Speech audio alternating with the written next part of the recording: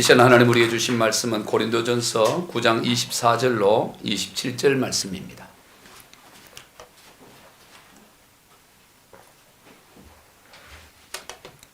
고린도전서 9장 24절입니다. 운동장에서 다름질하는 자들이 다 달릴지라도 오직 상을 받는 사람은 한 사람인 줄 너희가 알지 못하느냐. 너희도 상을 받도록 이와 같이 다름질하라.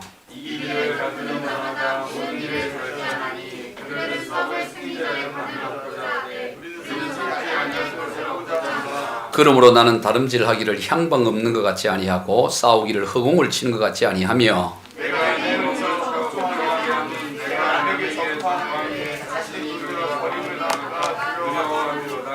아멘. 할렐루야. 반갑습니다. 오늘 본문에서 사도 바울은 우리 그리스도인들의 삶을 경기장에서 시합을 하는 운동선수로 비유하고 있습니다. 당시 고린도 지역에는 매 2년마다 이스트미아 대전이라고 해서 크게 운동 경기가 개최되었습니다. 오늘날 4년마다 열리는 올림픽과 같은 것이었습니다. 그래서 사도 바울은 고린도 성도들에게 익숙한 그런 운동 경기에 대해서 또 운동 선수들을 예로 들어 그리스도인의 삶을 설명하고 있는 것입니다. 예나 지금이나 시합에 나가는 운동 선수는 경기에서 승리하기 위해 남다른 삶을 삽니다. 우리 그리스도인의 삶도 그러합니다. 하나님 나라에서의 영원한 승리를 위해 하나님 나라에서 영원한 승리의 명류관을 얻기 위하여 그리스도인들은 남다른 삶을 살아가는 것입니다. 오늘 본문의 사도 바울은 그러한 그리스도인의 남다른 삶에 대하여 운동 선수를 예를 들어서 설명하고 있는 것입니다. 그러면 그러한 그리스도인들의 남다른 삶의 특징이 무엇일까요? 먼저는 분명한 목표입니다. 본문 26절입니다. 시작.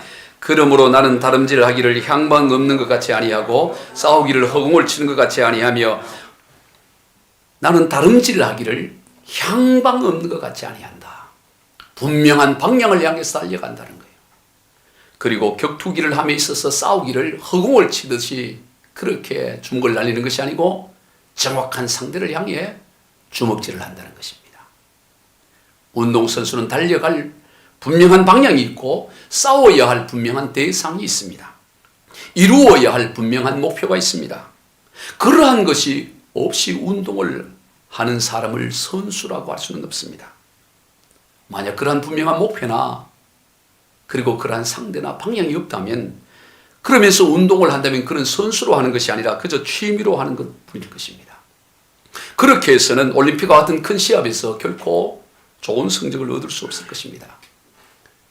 그것처럼 그리스도인들에게는 분명한 목표가 있습니다. 그것이 무엇일까요? 구원입니다. 더 정확히 말하면 구원의 완성입니다. 그리고 상입니다. 물론 우리는 예수님을 믿음으로 구원함을 받았습니다. 그러나 기억해야 할 것은 아직 구원의 완성이 이루어진 것은 아니다라는 사실입니다.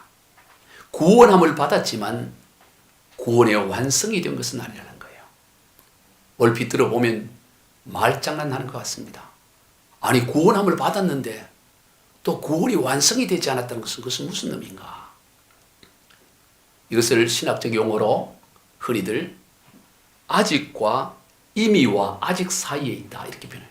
이미 영어로 already, 아직 yet, 이미와 아직 사이에 있는 상태다 이렇게 말해요. 이미 구원함을 받았지만 아직 완성은 된 것은 아니다 그렇게 말합니다. 신비한 영역이기 때문에 그래요. 영적인 영역이기 때문에 즉 구원을 완성을 위한 우리는 날마다 나아가는 이루어가는 삶 가운데 있다고 말하는 거예요.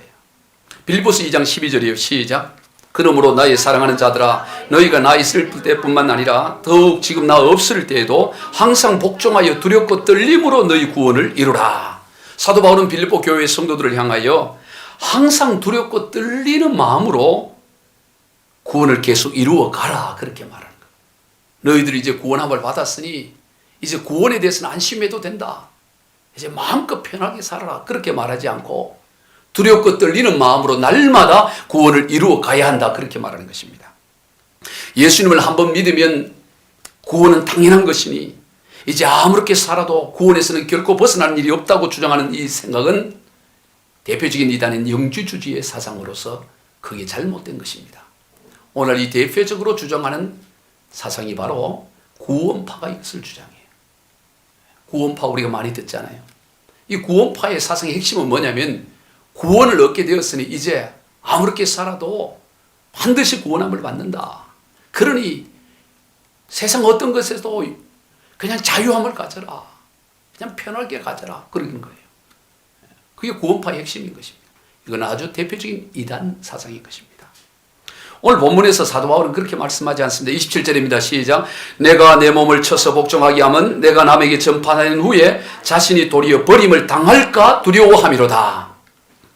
지금 고린도 교회에 편지를 쓰고 있고 고린도 교회를 개척하고 복음을 전하고 있는 이 사도 바울마저도 복음을 전한 사도 바울마저도 스스로 버림을 당할 수 있다라고 말하고 있는 것입니다. 그래서 스스로 자기의 몸을 쳐서 복종하여 버림을 당하지 않기 위해서 그리고 떨림으로 구원을 이루어 간다고 말하고 있는 것입니다. 물론 그렇다고 해서 구원은 알 수 없는 것이다. 죽어봐야 하는 것이다. 그 또한 잘못된 사상인 것입니다. 그것은 우리가 대표적으로 알고 있는 이 행위주의를 강조하는 이단인 것이죠. 우리는 틀림없이 구원함을 받았습니다. 다만 우리는 구원의 완성을 향해 나아가는 것입니다. 그러므로 오늘 저와 여러분이 구원의 완성을 향해 날마다 달려가는 그것이 우리의 분명한 목표가 되어야 되는 것입니다. 그리고 구원의 완성에 함께하는 이 상을 바라보고 달려가야 되는 것입니다. 가끔 아니 천국에 무슨 상이 있어? 천국에는 상이 없어. 구원이 전부지. 무슨 구원 외에 또 무슨 상이 있다고 그래. 그렇게 주장하는 이들이 있습니다. 얼핏 들어보면 또 그것도 맞는 말 같아요. 상을 받는 사람이 있고 상을 받지 못하는 사람이 있다면 천국은 차별이 있다는 것인데 차별이 있는 곳이 어떻게 천국일 수 있느냐라는 주장인 것이죠. 그럴듯한 주장입니다. 그러나 그 또한 성경적인 주장은 아니에요. 성경은 구원 자체를 상급으로 언급하는 부분이 틀림없이 있습니다. 그러나 또한 성경은 구원 외에도 다른 상급이 있다는 것을 분명하게 말씀하고 있어요. 마태복음 5장 19절입니다. 시작. 그러므로 누구든지 이 계명 중에 지극히 작은 것 하나라도 버리고 또 그같이 사람을 가르치는 자는 천국에서 지극히 작다 일컬음을 받을 것이요 누구든지 이를 행하며 가르치는 자는 천국에서 크다 일컬음을 받으리라. 천국에서도 크다 일컬음을 받고 작다 일컬음을 받는 자가 있다고 주님이 친히 말씀하셨어요. 또 예수님께서는 마태복음 10장 41절과 42절에서 시작. 선지자 이름으로 선지자를 영접하는 자는 선지자의 상을 받을 것이요 의인의 이름으로 의인을 영접하는 자는 의인의 상을 받을 것이요 또 누구든지 제자 이름으로 이 작은 자 중 하나에게 냉수 한 그릇이라도 주는 자는 내가 진실로 너희에게 이르노니 그 사람이 결탄코 상을 잃지 아니하리라 하시니라. 선지자의 상이 있고 의인의 상이 있고 냉수 한 것을 주님의 이름으로 소자에게 대접한 자의 상이 있다는 거예요. 그것은 결코 구원을 말하는 게 아닙니다. 이 본문의 문맥은. 고린도후서 5장 10절입니다. 시작. 이는 우리가 다 반드시 그리스도의 심판 앞에 나타날 때여 각각 선악간에 그의 몸으로 행한 것을 따라 받으리라 함이라. 각각 선악간에 행한 대로 받게 된다고 성경은 틀림없이 말하고 있습니다. 이 외에도 성경 여러 곳곳에 천국에서는 각자에게 주어지는 상급이 있음을 말하고 있습니다. 물론 이 세상에서와 같은 개념의 상은 아니겠죠. 세상에서는 누가 상을 받게 되면 나는 못 받기 때문에 배가 아프고 아유 저 사람은 상 받는데 나는 못 받네. 그런 개념의 상은 틀림없이 아닐 것입니다. 그러나 분명한 것은 천국에서도 받을 상이 있고 우리는 그 상을 바라보고 그것을 우리의 목표로 향해 나아가야 한다는 사실이에요.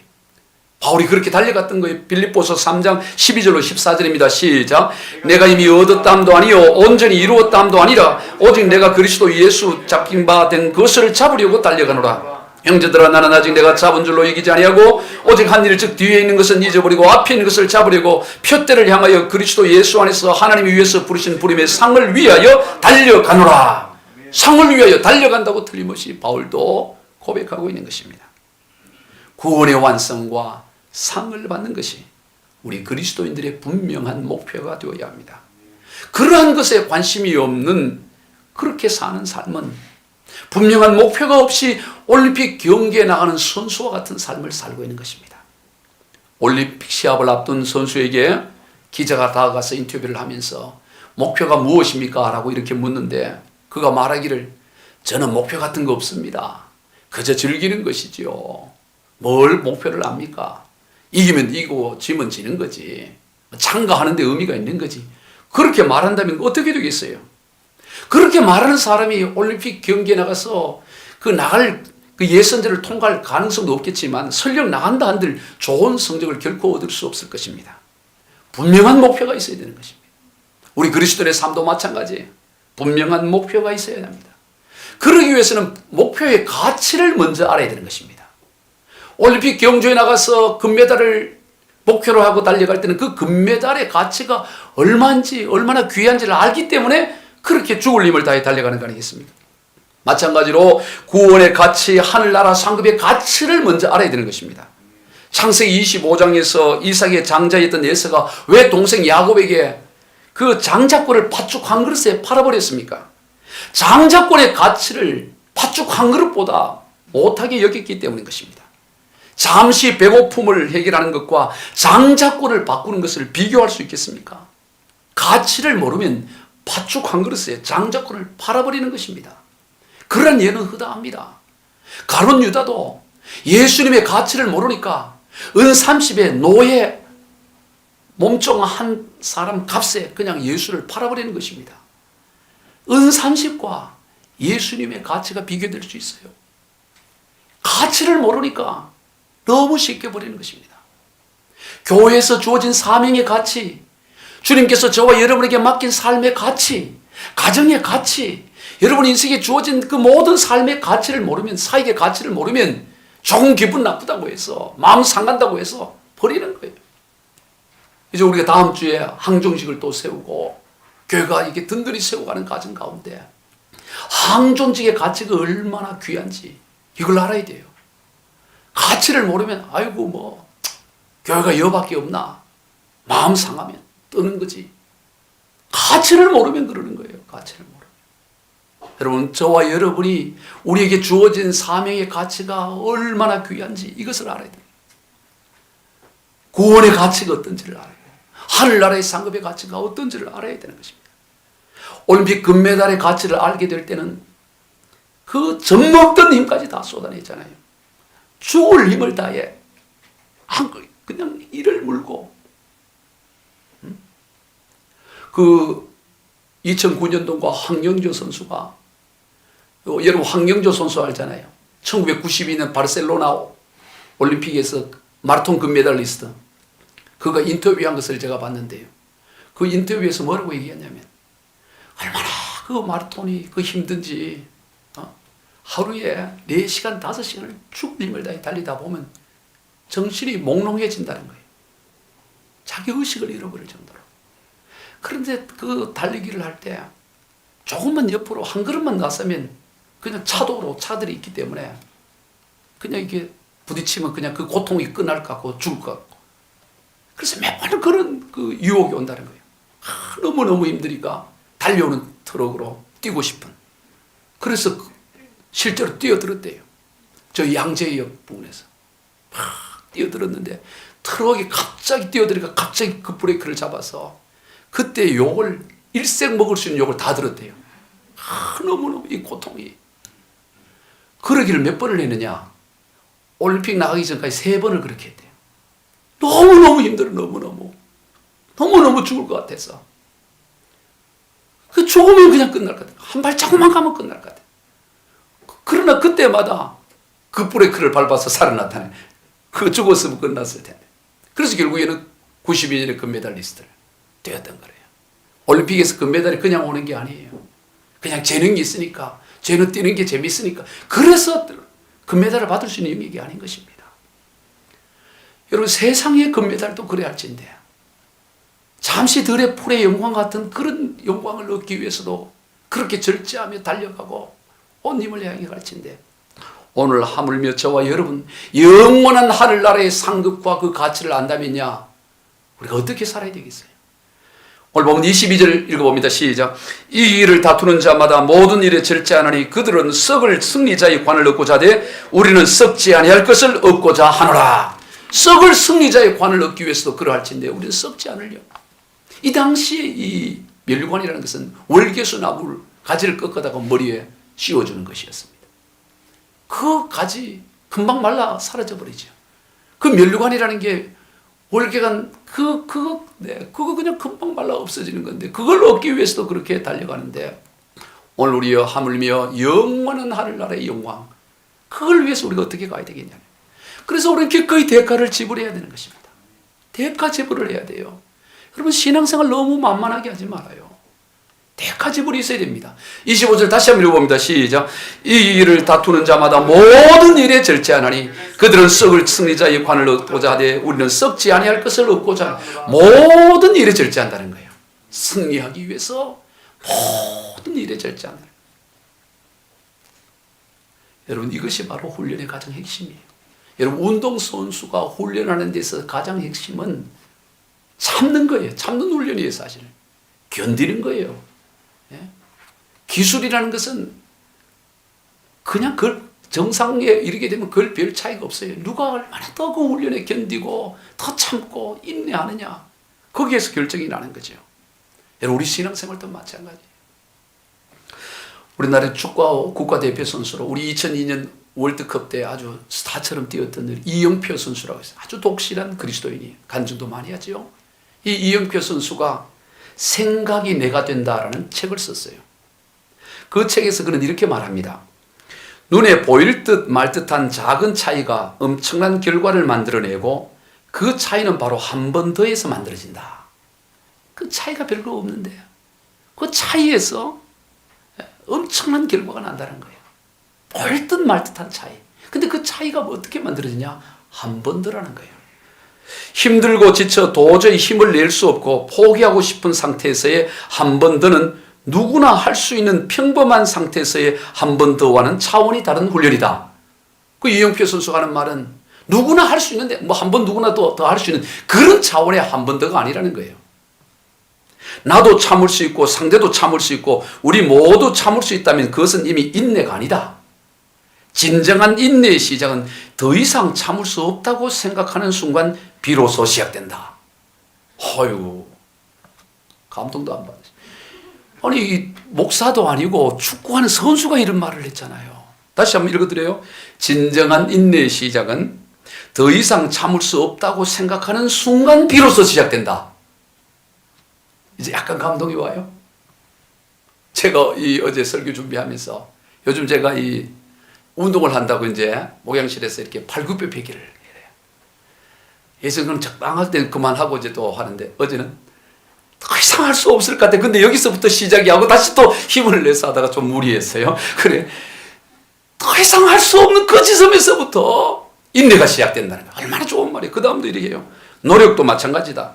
노력의 시작은 언제나 노력할 만큼 노력한 다음 시작된다. 대부분의 사람들이 할 수 있는 노력은 더 이상 노력이 아니다. 노력할 만큼 해서 이제 더 이상은 안 돼라는 말은 노력의 끝이 아니라 그저 노력의 출발점일 뿐이다. 이야, 이해가 안 되면 이 원고를 드려야 되나? 설교 원고를. 그거 보고 읽어야 여러분 이해가 돼요. 다시 한번 읽어드릴게요. 노력할 만큼 했어. 이제 더 이상은 안 돼. 여러분 우리 그런 말 자주 하잖아요. 더 이상 안 돼. 노력할 만큼 했어. 이 말은 노력의 끝이 아니라 그저 노력의 출발점일 뿐이다. 그래서 세계적인 스타가 되잖아요. 여러분 세상 축구에서의 훈련도 그러할진데 영원한 하늘나라에서의 승리자를 향한 우리 그리스도의 삶은 더욱 그러해야 하지 않겠습니까? 성도 여러분, 여러분은 얼마나 인내하고 얼마나 참고 얼마나 견디고 있습니까? 더 이상 인내할 수 없고 더 이상은 안 돼. 바로 그 자리가 진정한 의미에서의 인내의 출발점이라는 사실을 기억하시기 바랍니다. 우리 주님이 그러하셨어요. 히브리서 12장 2절로 3절입니다. 믿음의 주요 또 온전케 하신 이인 예수를 바라보자. 그는 그 앞에 있는 기쁨을 위하여 십자가를 참으사 부끄러움을 개의치 아니하시더니 하나님 보좌 우편에 앉으셨느니라. 너희가 피곤하여 낙심하지 않기 위하여 죄인들이 같이 자기들에게 거역한 일을 참으신 일을 생각하라. 예수님도 참으셨다는 거예요. 십자가에서 참으셨어요. 부끄러움을 참으셨어요. 속 시원하게 해결하신 것이 아니라 참고 참았어요.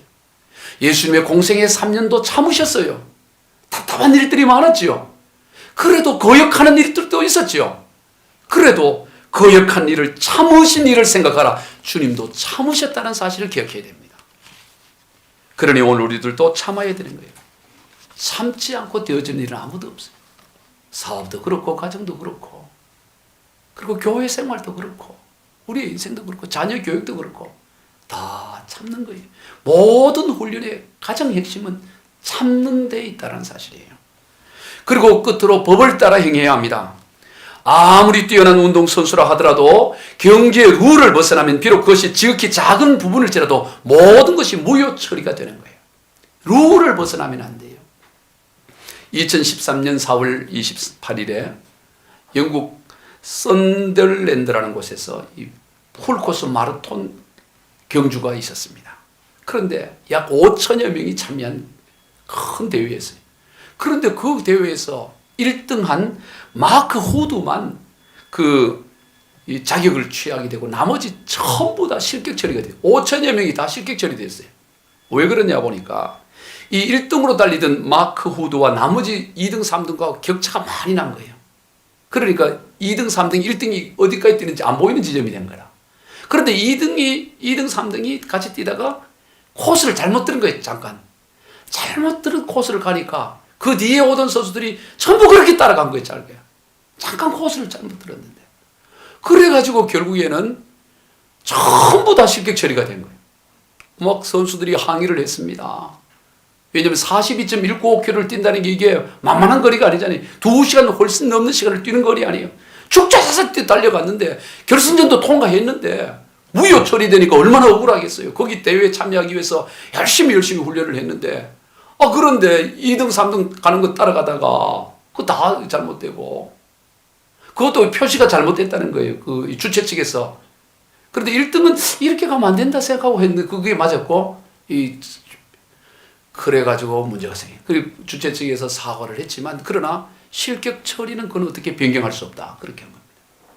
여러분 보세요. 42.195km를 달린다는 건 수만 걸음을 뛰어야 될 겁니다. 2-3시간 뛰어야 되는 거니까. 그런데 만약 달릴 때 그 출발선보다 한 발자국만 앞서서 달렸다면 그 사람은 실격 처리가 될까요? 아니면 뭐 한 발짝인데 수만 발 중에 한 발짝인데 그거는 그냥 봐줄까요? 예. 실격 처리. 우리 나연이가 실격 처리된다면 실격 처리되는 거예요. 실격 처리되는 거예요. 한 발자국 앞서서 뛰면 안 된다고. 출발선에서 뛰어야지. 출발선보다 한 발자국만 앞서서 먼저 서 있어도 그거는 다 수만 걸음 뛰는 게 다 무의미가 돼. 룰을 따라가야 된다는 말이죠. 여러분 우리의 신앙생활도 마찬가지예요. 여러분 예수님 당시에 바리새인들이 얼마나 열심히 신앙생활을 했습니다. 그러나 주님은 그들을 신랄하게 책망하고 비판했어요. 왜요? 저들이 열심히 하기는 했지만 뭐를 따르지 않았어요? 하나님의 법, 하나님의 룰을 따라가지 않았던 것입니다. 자기 열심으로 신앙생활을 룰에서 벗어난 거였어요. 그래서 예수님은 화해스를 진자하면서 아주 강한 톤으로 저들을 책망하는 것을 보게 됩니다. 그러면 하나님의 룰, 하나님의 법은 도대체 무엇일까요? 우리가 어떤 하나님의 라인을 따라 달려가는 삶이 되어야 될까요? 그것은 바로 사랑입니다. 사랑의 법입니다. 우리는 사랑의 법을 따라 달려가는 경주를 해야 되는 것입니다. 로마서 13장 8절로 10절입니다. 시작. 피차 사랑의 빛 외에는 아무에게든지 아무 빛도 지지 말라. 남을 사랑하는 자는 율법을 다 이루었느니라. 간음하지 말라, 살인하지 말라, 도둑질하지 말라, 탐내지 말라 한 것과 그 외에 다른 계명이 있을지라도 내 이웃을 내 자신과 같이 사랑하라 하신 그 말씀 가운데 다 들었느니라. 사랑은 이웃에게 악을 행하지 아니하나니 그러므로 사랑은 율법의 완성이니라. 모든 율법이 다 어디에 들었냐? 내 이웃을 사랑하라. 사랑 안에 다 들어있다는 거예요. 따라서 사랑이 없으면 모든 율법이 없다라는 겁니다. 그래서 사랑은 율법의 완성이라고 말하는 거예요. 그리스도는 언제나 사랑의 법을 따라 행해야 됩니다. 기준이 사랑이에요. 표지판이 사랑입니다. 거기를 벗어나면 안 돼요. 누군가를 책망하고 싶어도 사랑의 근거에서 책망을 해야 되고요. 누군가의 조언을 하고 싶어도 기본은 사랑의 법 때문에 하는 거예요. 사랑이 아니라면 입을 다물어요. 여러분, 교회와 가정은 옳고 그런 것을 따지는 곳이 아니에요. 좋은 것을 따지는 거예요. 교회와 가정에서는 좋은 말 하는 거예요. 사랑으로 뭔가는 사랑으로. 사랑이 없이는 그 어떤 말도 하려고 하면 모든 삶의 바탕 기준 라인이 사랑이라고요. 사랑 벗어나면 실격 처리된다고 말했잖아요. 달리기 선수가 정해진 라인을 따라 달려가야 하듯이 그리스도는 사랑이라는 라인을 따라가야 하는 것입니다. 어떤 이유로도 사랑을 벗어나면 실격 처리가 되어지는 것입니다. 고린도전서 13장 3절입니다. 시작. 내가 내게 있는 모든 것으로 구제하고 또 내 몸을 불사르게 내줄지라도 사랑이 없으면 내게 아무 유익이 없느니라. 여러분 보세요. 자신이 가지고 있는 모든 것을 가난한 사람들에게 나눠준다는 것이 쉬운 일이에요? 어려운 것이 아니고 이거는 거의 불가능한 일이에요. 그렇잖아요. 자기 것을 어떻게 다 나눠줘요, 가난한 사람에게. 거의 불가능한 일입니다. 심지어 자기의 몸을 누군가를 위해서 불타는 데 내어준다는 것, 자기의 몸을 불타는 데 내어준다는 게 이게 쉬운 일이, 이거는 더욱더 불가능한 일이에요. 그러면 우리 생각에는 가난한 사람을 위해서 내 재산을 나눠주면 그게 사랑이 아니냐 이렇게 말할 수 있잖아요. 누군가를 위해 어떤 이념을 위해 자기 몸을 불태우는 그 자체가 사랑이라고 우리는 주장할 수 있어요. 그런데 이 고린도전서에서는 자기의 가진 모든 것을 가난한 사람이 내어주더라도 그것이 사랑이 아닐 수 있다고 말하는 거예요. 자기 몸을 불타는 데 내어주더라도 그것이 사랑이 아닐 수가 있다고 말하는 거예요. 그럼 도대체 사랑이 뭐예요? 여기서 말하는 사랑. 여기서 말하는 사랑의 법이 뭐라는 말입니까?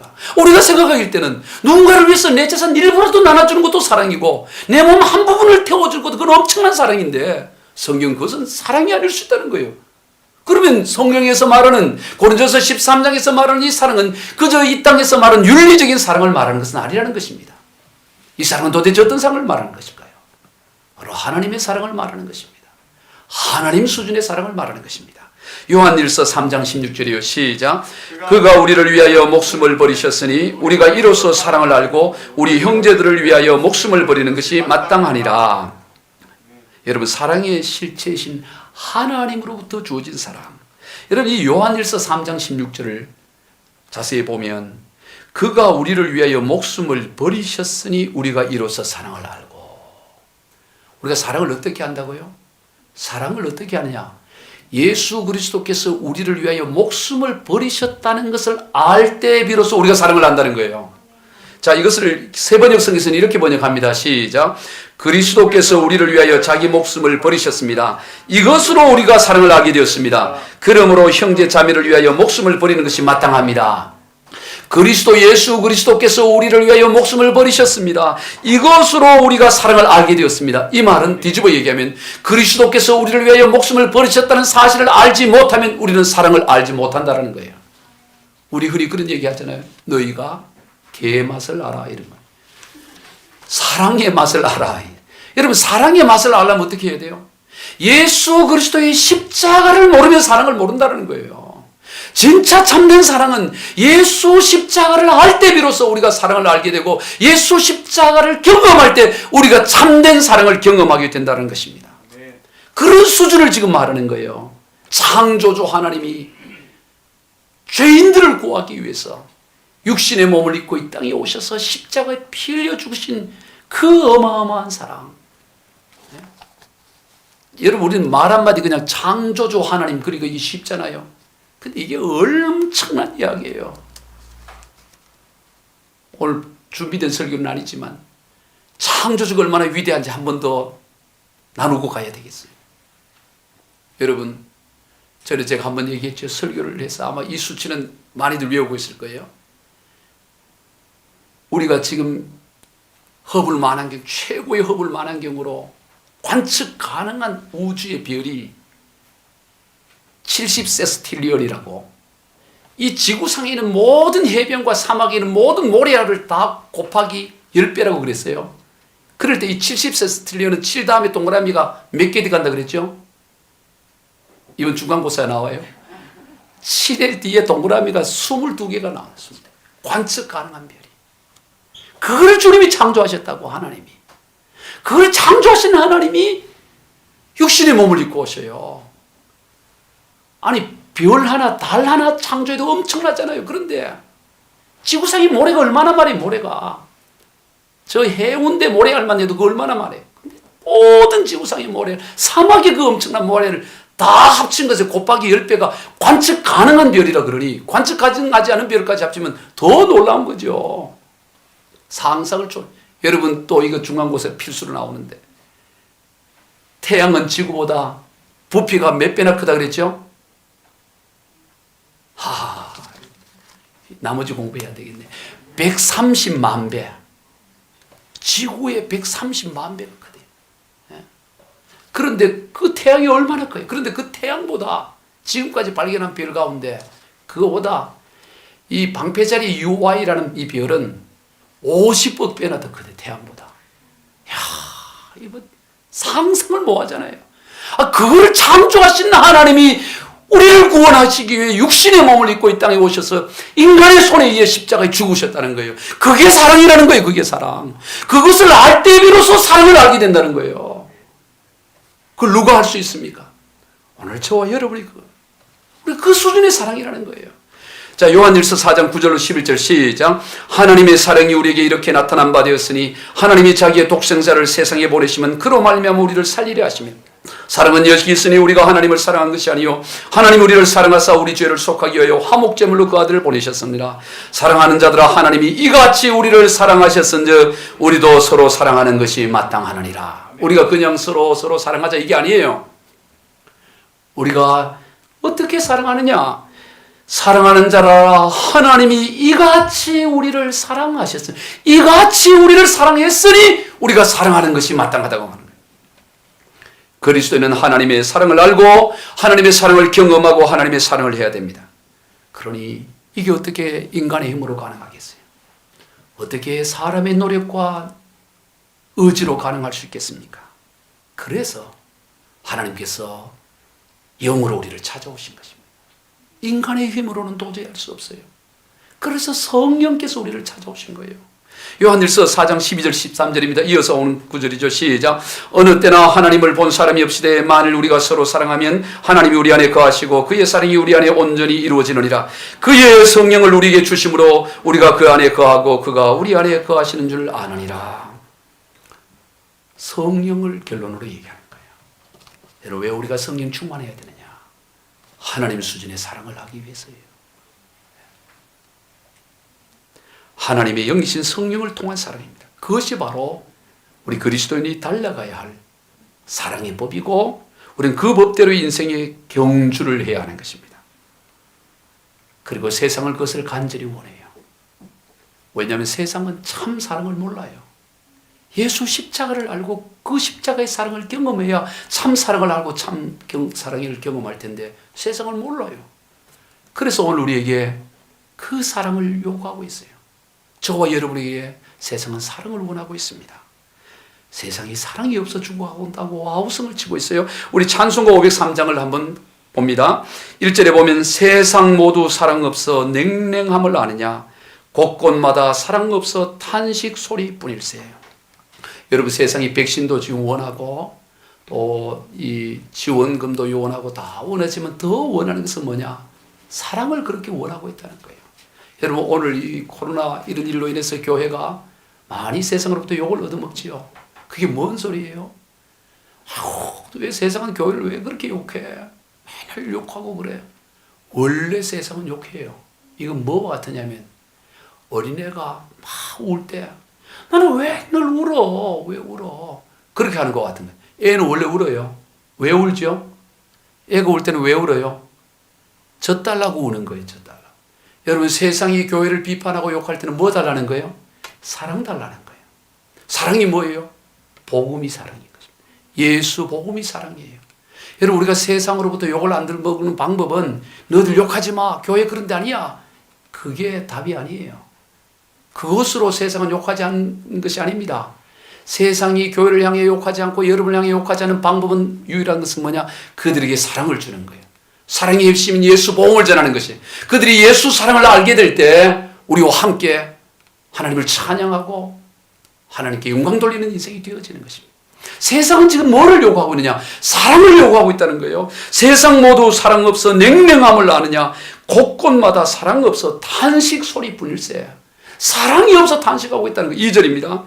곳곳마다 번민함은 사랑 없는 연고요. 측은하게 손을 펴고 사랑받기 원하네. 측은하게 손 펴고 사랑 달라고 한다는 거예요. 어떤 이는 고통과 근심 걱정 많으니 사랑 없는 까닭에 저들 실망하도다. 사랑 없는 까닭에 사랑 없는 까닭에 사랑 없는 까닭에 저들 실망하다. 세상은 측은하게 우리에게 좀 사랑을 달라고 그렇게 하는데 그 사랑을 안 주니까 저들이 실망한다는 겁니다. 3절에 어떤 사람 우상 앞에 복을 빌고 있으며 어떤 사람 자연 앞에 사랑 요구하도다. 먼저 믿는 사람들 예수 사랑 가지고 나타내지 않으면 저들 실망하겠네. 예수 사랑 가지고 나타내지 않으면 저들을 실망하겠네. 야, 참 누가 이 작사를 했는지 참 이 성경이 충만한 가운데 작사한 것 같아요. 감동되지요? 졸고 있는 거 아니죠? 3절에 어떤 사람 우상 앞에 복을 빌고 있으며 어떤 사람 자연 앞에 사랑 요구하도다. 우상 앞에 자연 앞에 다 뭐 달라 그러냐? 사랑 달라고 한다는 거예요. 사랑 달라고. 결국 사랑 달라는 거예요. 먼저 믿는 사람들 예수 사랑 가지고 나타내지 않으면 저들 실망하겠네. 예수 사랑 가지고 나타내지 않으면 저들 실망하겠네. 우리는 사랑을 알잖아요. 사랑을 아는 저와 여러분이 그들에게 사랑을 나타내지 않으면 저들 실망하고 저들은 욕한다는 거예요. 기갈 중에 있는 영혼 사랑받기 위하여 아이들도 소리질러 사랑받기 원하네. 저들 소리 들을 때 가서 도와줍시다. 만민 중에 나가서 예수 사랑 전하세. 예수 사랑 전하세. 예수 사랑 전하세. 만민 중에 나가서 예수 사랑 전하세. 세상은 사랑을 달라고 아우성입니다. 사랑이 어디에 있습니까? 십자가의 사랑을 알지 못하면 참된 사랑을 알 수 없고 십자가의 사랑을 경험하지 않으면 참된 사랑을 경험할 수가 없는 것입니다. 우리 그리스도인들은 십자가의 사랑을 알고 십자가의 사랑을 경험한 사람들입니다. 그러므로 우리는 그 사랑을 나누어주고 전해야 될 사명이 저와 여러분에게 있습니다. 이것이 우리가 달려갈 룰인 것입니다. 이 법으로 우리는 달려가는 것입니다. 그런데 우리 그리스도인들에게서마저 사랑이 없다면 어떻게 되겠어요? 사랑은 우리만 알고 있는 건데 진짜 사랑은 우리 그리스도인들이만 알고 있는데 그리스도인들에게서 사랑이 보이지 않는다면 도대체 어떻게 하겠냐 이 말이에요. 어떻게? 이는 마치 점심시간에 사람들이 배가 고파 식당에 갔는데 식당에 갔더니 식당 문 앞에 지금은 점심시간이 오니 우리 식당 직원들이 점심을 드셔야 하오니 돌아가시기 바랍니다. 이렇게 써놓고 그 점심 배고파 온 사람들 다 돌려보낸다면 그걸 어떻게 식당이라고 할 수 있겠어요? 식당은 누구라도 찾아오면 그 사람들에게 배고파 찾아온 사람들에게 밥을 줘야죠. 그런데 식당 직원들이 아이고 우리는 배고파서 이 점심시간에 우리가 먹어야지. 그리고 문 잠가놓고 자기들끼리 밥을 먹거나 또 자기들이 점심시간에 밥 먹으러 딴 데 가거나 그리고 점심시간 이후에 자기들이 밥 먹고 다음에 오라 그러고 그럼 어떻게 되겠어요? 그와 같은 모습이 바로 사랑 없는 그리스도인의 모습이다라는 거예요. 세상은 오늘 저와 여러분에게 사랑을 요구하고 있는데 그들이 사랑 달라고 하는데 그러지 못한다면 바로 그와 같은 모습을 하게 되는 것입니다. 말씀을 정리합니다. 그리스도인들의 삶은 운동장에서 경주를 하는 운동선수 경주자와 같은 것입니다. 여러분 기억하세요. 우리는 구경꾼들이 아니라는 것입니다. 경기장 안에는 관중도 있고 선수도 있습니다. 경기장 안에만 있는다고 다 선수가 아니에요. 교회 나온다고 해서 다 선수가 아닌 것입니다. 신앙생활 한다고 다 선수가 아니에요. 구경꾼처럼 관중처럼 지내는 애들이 얼마나 많은지 몰라요. 성경은 오늘 저와 여러분을 달려가는 경주자라고 그렇게 말씀하는 것입니다. 우리는 복음의 경주자들입니다. 그러므로 구경하듯 신앙생활을 해서는 안 되는 것입니다. 땀을 흘리며 인내하며 혼신을 다 쏟는 선수와 같은 남다른 삶을 살아야 되는 거예요. 운동선수와 일반인들은 남다른 것입니다. 모든 것이 식단 조절이나 잠을 자는 것이나 모든 것이 다른 거죠. 그리스도인은 남달라야 되는 것입니다. 아니 그리스도인도 다 사람인데 목사도 사람인데 장로도 사람인데 그런 소리 하면 안 돼요. 달라야 돼. 남다른 삶을 살아야 된다는 것입니다. 그러기 위해 먼저 분명한 목표를 향해 달려가야 합니다. 구원의 완성과 하늘나라의 상급입니다. 그리고 그 목표를 이루기 위해 모든 것을 절제하며 인내하며 참아야 하는 것입니다. 견뎌내야 하는 것입니다. 그리고 법대로 경주해야 됩니다. 우리 그리스도인들의 법은 무엇입니까? 사랑의 법입니다. 사랑을 따라 행하는 삶입니다. 사랑이 없어 죽어가는 세상을 향해 사랑으로 살리는 삶입니다. 우리 모두 그러한 삶을 다 살아가시는 저와 여러분 다 되시길 주 예수 그리스도 이름으로